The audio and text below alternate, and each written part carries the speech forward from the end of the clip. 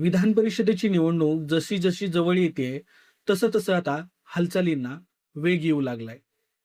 आत्ताच आपण पाहतोय की सोलापूर विधान परिषद निवडणुकीच्या पार्श्वभूमीवर राजेंद्र राऊत यांच्या आता राजकीय हालचालींना वेग आलेला आहे.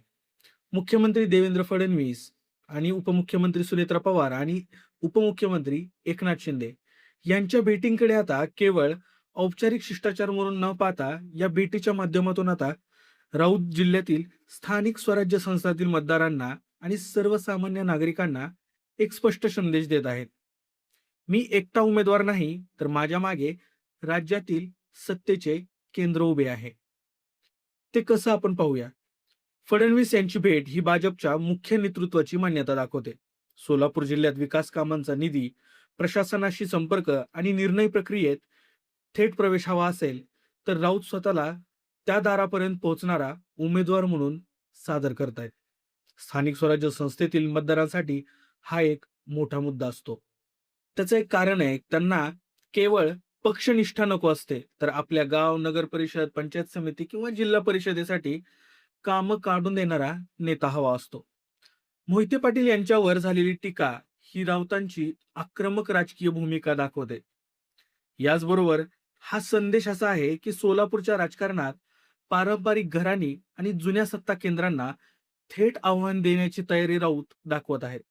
यामुळे त्यांच्या समर्थकांमध्ये आक्रमकता, थोडक्यात राजकीय आक्रमकता वाढताना दिसते, तर विरोधकांमध्ये सावधगिरी निर्माण होते. याचप्रमाणे ते उपमुख्यमंत्री असलेल्या सुनेत्राताई पवारांची देखील त्यांनी भेट घेतली. यातच राष्ट्रवादी काँग्रेसच्या मतदारांपर्यंत पोहोचण्याचा हा त्यांचा एक प्रयत्न मानला जाऊ शकतो. याचबरोबर विधान परिषद निवडणूक ही थेट जनतेची नसून तर स्थानिक स्वराज्य संस्थेतील प्रतिनिधींची असते. त्यामुळे पक्षाचा सीमारेषा असल्या तरी वैयक्तिक संबंध, गटबाजी आणि स्थानिक समीकरणे हे निर्णायक ठरत असतात.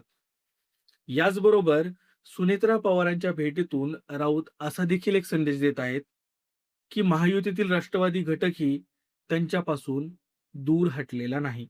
याचबरोबर त्यांची तिसरी भेट होती ती एकनाथ शिंदे यांची. शिवसेना गटातील स्थानिक प्रतिनिधींना तो साधण्याचा एक प्रयत्न म्हणून आपल्याला त्याच्याकडे पाहता येईल. सोलापूर जिल्ह्यात शिवसेनेचे स्थानिक पातळीवरील काही मते आणि संपर्क त्यांना इथं महत्वाचे ठरू शकतात. शिंदे यांच्याशी संवाद साधून राऊत हे दाखवत आहेत की भाजप पुरते मर्यादित न राहता ते संपूर्ण महायुतीचे उमेदवार म्हणून या मैदानात आता उतरलेले आहेत. पण इथं अजून एक गोष्ट आहे. राष्ट्रवादीचे शरद पवार गटाचे उमेदवार असलेले वसंत नाना देशमुख हे अनुभवी, संघटनशील आणि स्थानिक राजकारणातील एक वजनदार नाव